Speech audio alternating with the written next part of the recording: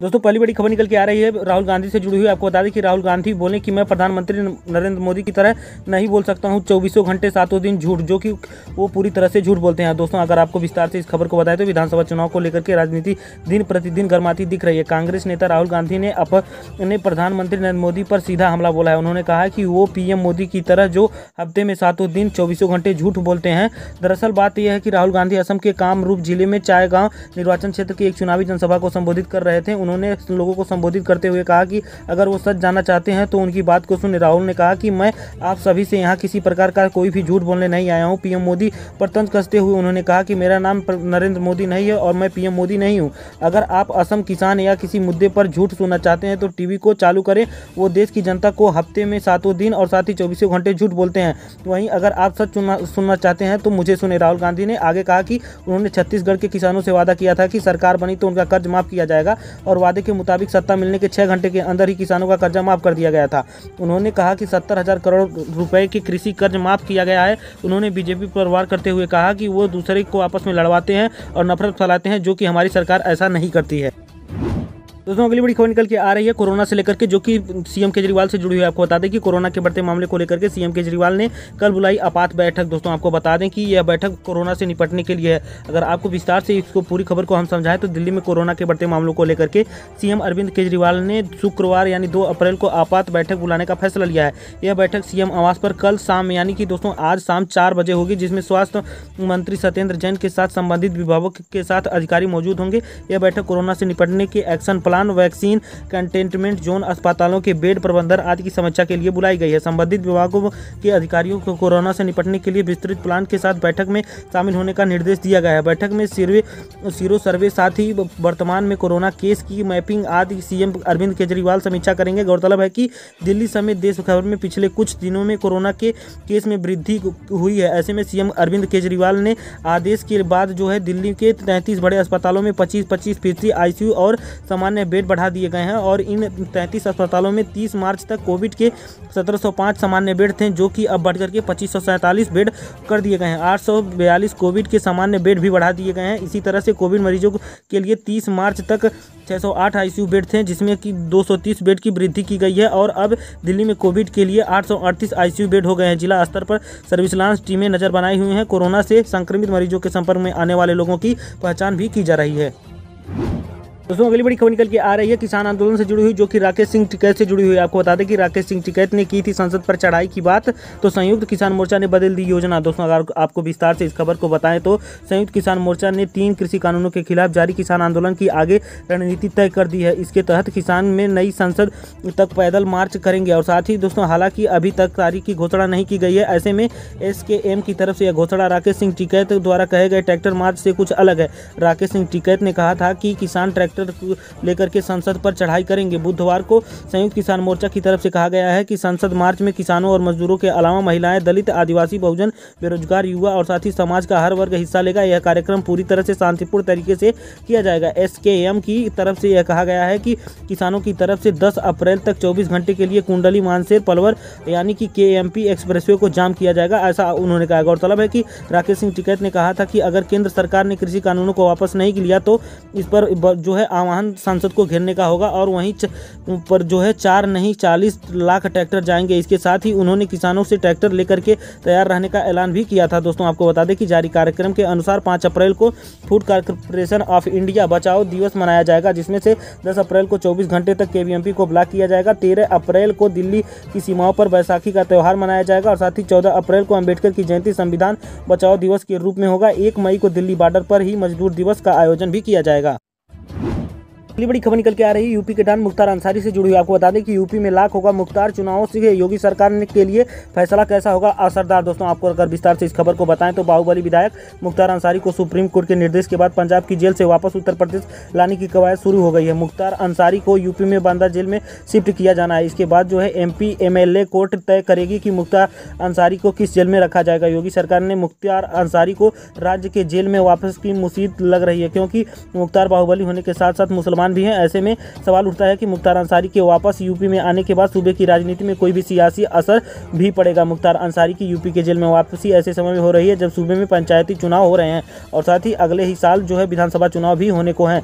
UP की योगी सरकार ने मुख्तार अंसारी को पंजाब से यूपी में लाने के लिए सुप्रीम कोर्ट के अपनी पूरी ताकत झोंक दी थी और साथ ही सुप्रीम कोर्ट से बाहुबली मुख्तार अंसारी को उत्तर प्रदेश लाने का आदेश मिलने के बाद से ही बीजेपी नेताओं के चेहरे पर खुशी दिख रही है। उन्हें अपना सियासी फायदा नजर आ रहा है। यूपी सरकार के प्रवक्ता और कैबिनेट मंत्री साथी सिद्धार्थ सिंह ने बुधवार को पत्रकारों से बातचीत करते हुए कहा कि मुख्तार अंसारी जैसे माफिया को प्रियंका गांधी और कैप्टन अमरिंदर सिंह की सरकार बचा रही थी, अब उन्हें यूपी लाया जाएगा। उन्होंने कहा कि कानून अपना काम करेगा। नंबर 1 माफिया को वापस लाया जा रहा है और जिसकी जेल में पूरी तैयारियां की जा रही हैं। सिद्धार्थ नाथ सिंह ने कहा कि सरकार किसी भी अपराधी को छूट नहीं देगी और साथ ही उन्होंने कहा कि सपा सरकार में ही इन्हें पाला पोसा गया है, इन्हें बड़ा बनाया गया है, जो कि हमारे लिए सिरदर्द है। मुख्तार अंसारी को कोर्ट में पेश किया गया है, यूपी लाया जाएगा और साथ ही मुख्तार अंसारी की सुरक्षा और स्वास्थ्य की जो बात है उसे सरकार ध्यान में पूरी तरह से रखेगी। लेकिन नंबर 1 अपराधी को अब तक कांग्रेस और सपा बचा रही थी, जो कि अब यूपी सरकार नहीं छोड़ेगी। यूपी के बीजेपी प्रवक्ता नवीन श्रीवास्तव कहते हैं कि उत्तर प्रदेश की जनता ने 2017 में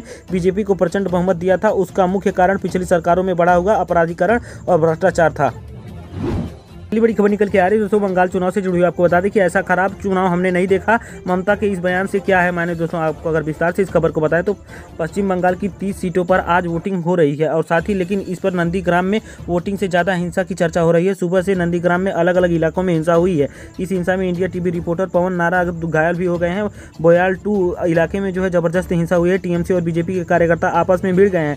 हंगामे की खबर मिलते ही ममता बनर्जी यहाँ पहुँच गई। बोयाल 2 में एक स्कूल में बने वोटिंग सेंटर में बैठे बैठे पश्चिम बंगाल के गवर्नर जगदीप धनखड़ से फोन पर बात भी की और साथ ही नंदीग्राम में बोयला 2 पोलिंग बूथ पर 2 घंटे तक बैठने के बाद वहां से निकलते ही ममता बनर्जी ने गृह मंत्री अमित शाह पर निशाना साधा और कहा कि पैरा मिलिट्री फोर्सेज बीजेपी का मदद कर रही है और साथ ही इस दौरान उन्होंने कहा कि इसके खराब चुनाव मैंने कभी नहीं देखा है। मतदान के लिए पीएम रैली क्यों करते हैं, यह चुनाव प्रचार आचार संहिता का उल्लंघन नहीं है। ममता ने कहा कि हमने सेशन का जो है टाइलेंट देखा है, लेकिन ऐसा खराब चुनाव हमने कभी भी नहीं देखा है। नंदीग्राम को लेकर के नहीं लोकतंत्र को लेकर के चिंतित हूं। ममता बनर्जी ने नंदीग्राम निर्वाचन क्षेत्र में हिंसा की घटनाओं के बीच निर्वाचन आयोग से भी निंदा की और साथ ही आरोप लगाया कि उनकी पार्टी द्वारा चुनाव संबंधी कई शिकायत दर्ज कराए जाने के बावजूद जो है चुनाव जो है इकाई कोई परवाह नहीं कर रही है और साथ ही उन्होंने कहा कि इस मुद्दे पर अदालत जाने की धमकी भी दी। लेकिन नंदीग्राम के बोयाल 2 में बूथ नंबर 7 से बाहर व्हील चेयर पर बैठी ममता बनर्जी ने कहा कि हमने सुबह से 63 शिकायत दर्ज कराई, लेकिन कोई भी कार्रवाई नहीं की गई। हमने इसे लेकर के अदालत जाएंगे और साथ ही यह अस्वीकार्य है। उन्होंने आरोप लगाया कि निर्वाचन आयोग अमित शाह के इशारे पर काम कर रहा है। बनर्जी ने कहा कि दूसरे राज्यों से आए गुंडे यहां व्यवधान उत्पन्न कर रहे हैं। तृणमूल कांग्रेस प्रमुख काफी समय से यहां आरोप लगाती रही और कहा कि मतदाताओं को धमकाने के लिए उनके प्रतिद्वंदी दूसरे राज्यों से गुंडे लेकर के आए हैं। बनर्जी नंदीग्राम से अपने पूर्व सहयोगी शुभेंदु अधिकारी के शिकायत चुनाव लड़ रही हैं और साथ ही जो कि तृणमूल कांग्रेस छोड़ करके बीजेपी में शामिल हुए थे और उनके खिलाफ जो है चुनाव यहीं से लड़ रही हैं। तो अगली विवादित खबर निकल के आ रही है प्रधानमंत्री मोदी और साथ ही ममता बनर्जी से जुड़ी हुई, जो कि बंगाल से निकल के आ रही है। आपको बता दें कि ममता बोली कूल कूल तृणमूल का नारा याद रखें, हमें वोट दे मोदी का पलटवार, टीएमसी कूल नहीं सूल है जिससे लोगों का दर्द दिया है। आपको बता दें दोस्तों पश्चिम बंगाल में जो है दूसरे चरण का मतदान गुरुवार को सुबह 7 बजे से जारी है। इस बीच जो है टीएमसी सुप्रीमो और सीएम ममता बनर्जी ने लोगों से कहा है कि वे शांति बनाए रखें और साथ ही टीएमसी को वोट दें। उन्होंने राज्य का सबसे हार्ड सीट बना दिया है नंदीग्राम को, जो कि सोना चूरा में कहा गया है। और साथ ही आपको बता दें कि कूल कूल तृणमूल का जो उन्होंने नारा दिया है, ठंडा ठंडा कूल कूल वोट पेबा जोड़ा फूल और साथ ही चुनाव के दौरान अपने वोट शांति से डालें, ऐसा उन्होंने कहा। और साथ ही दोस्तों 48 घंटे के लिए अपना दिमाग ठंडा रखें, ऐसा उन्होंने कहा है। और उनके सलाह के जवाब में पीएम मोदी ने जो है जयनगर के में एक जनसभा को संबोधित करते हुए कहा कि अब मैं दीदी को यह कहते हुए सुन रहा हूं कि कूल कूल दीदी, तृणमूल शांत नहीं और साथ ही यह एक सूल है। और उन्होंने ये कहा कि तृणमूल एक सूल है जिसने बंगाल के लोगों को असहनीय पीड़ा दी है। और साथ ही पश्चिम बंगाल की मुख्यमंत्री ममता बनर्जी ने विधानसभा चुनाव के दूसरे चरण में नंदीग्राम सीट के लिए गुरुवार को हो रहे मतदान के दौरान रेपाड़ा इलाके में अपने वार रूम में रहने का फैसला किया है। नंदीग्राम सीट पर ममता बनर्जी और साथ ही भाजपा उम्मीदवार शुभेंदु अधिकारी के बीच कड़ा मुकाबला है। पार्टी के सूत्रों ने बताया कि ममता बनर्जी हाई प्रोफाइल विधानसभा सीट से मतदान पर नजर रख रही हैं और साथ ही मतदान सुबह 7 बजे से आरंभ हुआ है। इस बीच स्थानीय तृणमूल नेताओं ने आरोप लगाया है कि कई नेताओं के केंद्रों पर जो है उनके निर्वाचन अभिकर्ताओं को प्रवेश की अनुमति नहीं दी गई है। साथ ही आपको बताते चलते हैं कि निर्वाचन आयोग के एक अधिकारी ने बताया कि नंदीग्राम की भीमकथा इलाके में तृणमूल कार्यकर्ताओं ने एक समूह से भाजपा उम्मीदवार के खिलाफ प्रदर्शन किया और नारेबाजी भी की। इसके अलावा निर्वाचन क्षेत्र में हिंसा या किसी प्रकार की अप्रिय घटना की कोई जानकारी नहीं मिली है। ये बड़ी खबर निकल के आ रही है दोस्तों यूपी से, जो कि योगी आदित्यनाथ से जुड़ी हुई है। आपको बता दें कि यूपी में अब 30 जून 2021 तक लागू रहेगा एपिडेमिक एक्ट। सरकार ने जारी किया शासनादेश। आपको बताते चलते हैं दोस्तों, उत्तर प्रदेश के एपिडेमिक एक्ट को लागू होने की अवधि को बुधवार तक बढ़ा दिया गया है। और प्रदेश में योगी सरकार ने उत्तर प्रदेश में कोरोना की दूसरी लहर को देखते हुए एपिडेमिक एक्ट को बढ़ाने के लिए शासनादेश जारी कर दिया है। आपको बताते चलते हैं कि शासनादेश के मुताबिक सूबे में यह एक्ट अब 30 जून यानी कि 2021 तक लागू रहेगा। 31 मार्च 2021 को यूपी एपिडेमिक एक्ट की अवधि समाप्त हो रही थी, जो कि बढ़ा दिया गया है। केंद्र और राज्य दोनों ही सरकारों ने एपिडेमिक एक्ट की अवधि को 30 जून तक कर दिया है। और साथ ही दोस्तों आपको बता दें कि उत्तर प्रदेश समेत देश के लगभग सभी राज्यों में कोरोना के बढ़ते मामले को मद्देनजर यह कदम उठाया। दोस्तों अगली बड़ी खबर निकल के आ रही है वित्त मंत्री निर्मला सीतारमण से जुड़ी हुई। आपको बता दें कि ब्याज दर पर घिरी सरकार। निर्मला सीतारमण बोली कि गलती से पास हुआ आदेश। राहुल गांधी ने पूछा कि लूट है या फिर चूक है। दोस्तों अगर आपको विस्तार से इस खबर को बताएं तो केंद्र सरकार ने आज अप्रैल जून तिमाही के लिए जो छोटी बचत का ब्याज दर कम करने के अपने फैसले को वापस ले लिया है। वित्त मंत्री निर्मला सीतारमण ने ट्वीट करके यह जानकारी दी है। हालांकि अपने फैसले को बदलने को लेकर के वह विपक्ष के निशाने पर आ गए हैं। निर्मला सीतारमण ने कहा है कि यह फैसला गलती से लिया गया था, जिसके बाद आज कांग्रेस नेता राहुल गांधी और साथ ही प्रियंका गांधी वाड्रा ने निर्मला सीतारमण पर निशाना साधा है। सीतारमण ने ट्वीट करके कहा है कि भारत सरकार की लघु बचत योजनाओं की ब्याज दरें उन दरों पर बनी रहेंगी जो कि 2020-21 की अंतिम तिमाही में मौजूद थी। ओवरसाइट की वजह से जो है जारी आदेश को वापस ले लिया गया है। और साथ ही इसमें जो है पहले एक फैसले के वित्त मंत्रालय ने वित्तीय वर्ष की पहली तिमाही के लिए लघु बचत दर 3.5% की कटौती की घोषणा की थी। जनवरी मार्च के दौरान छोटी बचत दर सालाना 4% थी। आपको बता दें कि राहुल ने ट्वीट करके कहा है कि पेट्रोल डीजल पर तो पहले से ही लूट थी, और जो कि चुनाव खत्म होते ही मध्य वर्ग की बचत फिर से ब्याज कम करके जो है लूट की जाएगी। जुमलों की झूठ की सरकार है और साथ ही ये सरकार जनता से लूट करती रही है और साथ ही करती रहेगी। अगली बड़ी खबर निकल के आ रही है दोस्तों भारत पाकिस्तान के व्यापारिक संबंधों से। आपको बता दें कि भारत से व्यापारिक संबंध शुरू करने के फैसले पर पाकिस्तान सरकार ने लिया यू टर्न। दोस्तों आपको अगर विस्तार से इस खबर को बताएं तो पाकिस्तान ने भारत की साथ सीमित व्यापार शुरू करने के अपने कदम पर जो है गुरुवार को यू टर्न ले लिया है। प्रधानमंत्री इमरान खान की अगुवाई में पाकिस्तान कैबिनेट ने सरकारी पैनल के उस फैसले को खारिज कर दिया है जिसमें पड़ोसी देश भारत के कपास और सूती धागे के आयात की इजाजत दी थी। पाकिस्तानी मीडिया ने सूत्रों के हवाला बताया था कि बुधवार को कैबिनेट की आर्थिक समन्वय समिति यानी कि इकोनॉमिक कोऑर्डिनेशन कमेटी ने कीमतों को नियंत्रण में रखने के और साथ ही कमी के संकट के चलते जो 2 वस्तुओं के आयात की इजाजत दे दी है। इधर पाकिस्तान के कैबिनेट मंत्री शेख रशीद ने इमरान कैबिनेट के ताज़ा फैसले को लेकर के कहा है कि अब तक भारत और जम्मू कश्मीर के अनुच्छेद 370 बहाल नहीं करती है तब तक जो है भारत से चीनी और कपास की जो है आयात पर रोक लगी रहेगी, और जो कि पूरी तरह से लागू है।